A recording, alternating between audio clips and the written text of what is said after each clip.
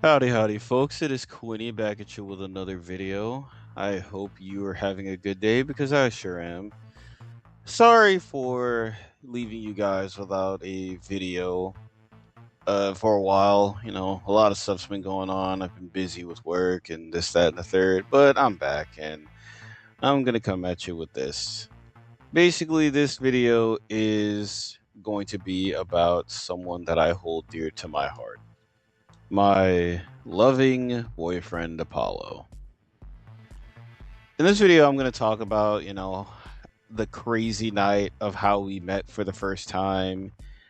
And, I'm going to also talk about his background and, the stuff that you would usually talk about when you're talking about your significant other. But yeah, I've been wanting to make this video for the longest time, so hell yeah, let's go. So let's start off with the first time I had an encounter with Apollo. Like, this was not a normal encounter. This was one of the most bizarre encounters I've ever had. And, like, it was just like I said, it was one of the most bizarre. You'll just have to hear it for yourself, right? So, we were at Lydia's apartment one night. And this was after me, Samuel, and Demonte went on a job. And while we were coming back, basically Lydia hit us up and she was talking about a job that she got some information on that she was going to give to us because we were in need of money at the time, and this was like the first time I talked to Lydia in like God knows how long. I want to say a half a year, maybe even more than that. But anyway, like, let's just say that night at her apartment, I got kind of I'm not gonna say I got drunk, but I did get a bit, I did get a bit tipsy. But anyway, I remember looking in the crack of her door in her room, and I remember seeing a flashlight in her room. Me thinking, I'm kind of buzzed and I'm seeing shit. I like looked away, but it happened again. So I decided to go to the door, and I even had my bat. I opened the door, and I'm guessing he saw me coming. I just saw a big guy with a bright golden like latex jumpsuit just try and jump out of the window, but the window closed on him and he wasn't able to get out. Basically, he was stuck. And not knowing who it was, obviously I'm trying to be a good bestie to Lydia. I pulled him out. I closed and locked the window, and basically basically I threw him to the floor. I called Lydia in, and basically all the guests that were there, we told them to just get out, and everybody else came in. Lydia pretty much just like struck the fear of God in this man. Like, I don't know, like he told us that he was looking for something that one of his bosses wanted him to look for, which is kind of weird. But anyway, basically Lydia knocked him out with my bat, and after that we basically went out. We basically took him back to his handlers or whoever, because you know it's kind of crazy. His handlers were basically the same people that I am working for today, Kiniko and Demi. So it's pretty insane that like it was a huge coincidence that this man literally was working for the people that I would be working for. So yeah, I just basically, it was Lydia's idea that we just took him back to his place, And then a lot of drama went down, which I'm not gonna get into here because that's not what this video is about. A week passed after that night, and that was around the time I actually went in for my first day on the job as demi security or head of security. And as I was walking into the office, I remember seeing Apollo just like hitting just hitting this weird pose, just laying on like a countertop in the office. Because if you go into Kiniko's office, like she has like a mini bar in there to the left, and Apollo was just like on top of the bar table, just like leaning there. Is actually pretty hot in my opinion. And then I remember like me and him made eye contact for like the first time, like serious eye contact where I wasn't under the influence of alcohol. And you know, he just looked at me with the just biggest frown. Like he was I can tell that he was still pissed from that night. And like he was very, very passive aggressive to me, like at first anyway. And like the thing about it is Kiniko and Demi kind of understood because like they didn't send him to Lydia's place. Like they didn't do that at all. He went there on his own vitriol to get something. But at that point in time, he just ended up like he just ended up giving me the cold shoulder. He was very passive aggressive, wouldn't talk to me. He just looked at me with a frown and just walked off.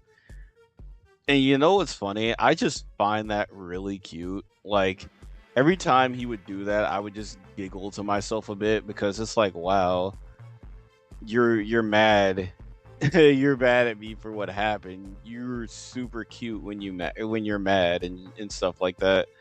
And like I don't know, it just makes me giddy every time I talk about it. So after some more time passed, there was this day that Kiniko basically paired me and Apollo up to go get something from a confidant of hers. And we basically went like just drove together to like this place in Jubilee, which was like I guess you could say an hour away.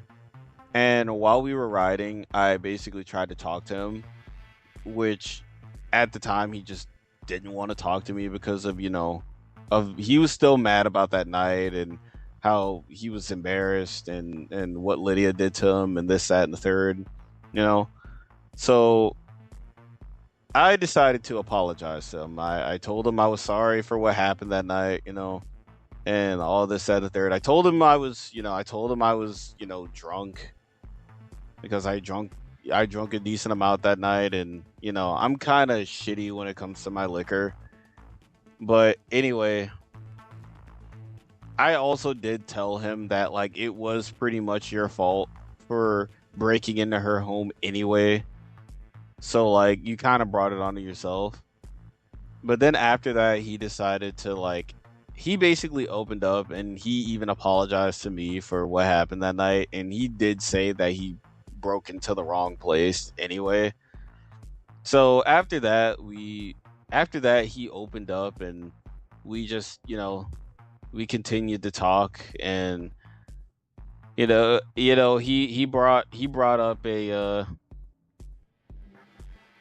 up a date. He wanted to go on a date with me, and I looked at him and I actually accepted his date proposal. So yeah, like he wanted to go to a movie and I was like, okay, cool. I'll come to that movie with you. So basically the movie was the next night. We went to go see an action-packed thriller that I've been wanting to see. And basically like let's just say we had a blast, all right? Me and him bonded very well with each other. And like after that we went out to dinner, and after that I went back to his place, which he lives in a I guess you could say he lives in like an old garage that he morphed into like a living space.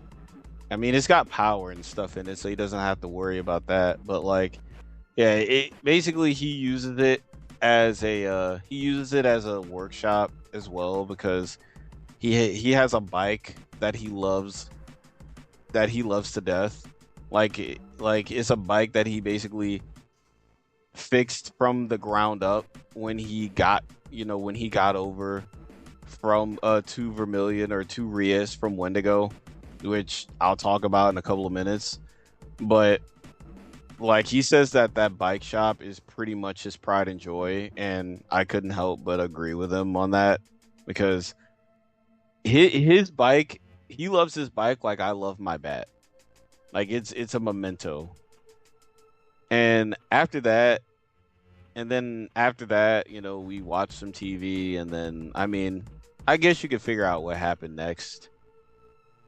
Let's just say that he can give. Let's just say he can take it as much as he can give it. So Apollo is from the Wendigo region. So because I could tell by his accent because Wendigonians have an accent, and you can tell by the accent or whatever. But he grew up with a single mother in a small house that's on the outskirts of downtown Rockville, which was a very big city that was on a very big city in Wendigo. And he told me that he grew up just dirt poor, barely getting by on scraps and everything else. Basically had to they had to like rely on thievery to get by. Like he told me that his mother taught him everything that he knew because she was a master thief. Like she knew how to she knew how to pickpocket. She knew how to break into places. She knew how to, finesse people out of their money. Like she was a he told me that she was a god. She was the goddess of like being a thief, and she basically taught him the same thing. Like she basically taught him like the same thing. Like she taught him all of her skills. He was going around just being a professional pickpocket, and plus to add on to it, he was also pretty athletic, which he still is now. So he was always a fast runner. He could fight, so he basically could also defend himself, and he could get away from like dire situations just by pure athleticism and agility alone. And he even formed his own gang of thieves, like his own gang of thieves that he called the Shadow Swipers, which is an actual like cute name because they were just a bunch of kids on the block that were just living off of pickpocketing and stealing and doing what they had to do to survive. He told me that his mother died when she was only when she he told me his mother died when he was only 14 years old. So after like so basically from his beginnings as like a teenager, he had to basically fend for himself. And basically his gang would like upgrade from petty thievery and such like that to like stealing priceless artifacts, art, jewelry and stuff like that to sell in order to make a living. And they were so notorious that sometimes they would even get contracted by people to steal things for them, and they would make a lot of money from it. Basically, that whole thing that they were doing got them noticed by a huge crime syndicate that was based out of Wendigo. And a lot of assets that they stole they were owned by that syndicate. So what happened was that basically they identified all of them and they set bounties on everybody's head.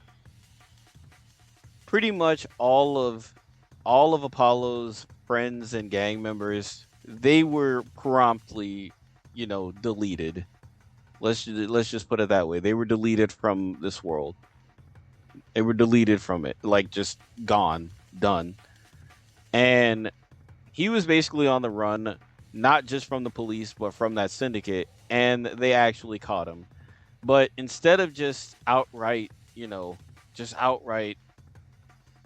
fatalitying Apollo, they basically like tortured and humiliated him and filmed it as like, I guess you could say a warning to anybody who would try to do the same thing that they would. They were all like, "Oh yeah, this is what happens when you mess with us," and they would like just torture him like in the most just inhumane and gruesome way possible.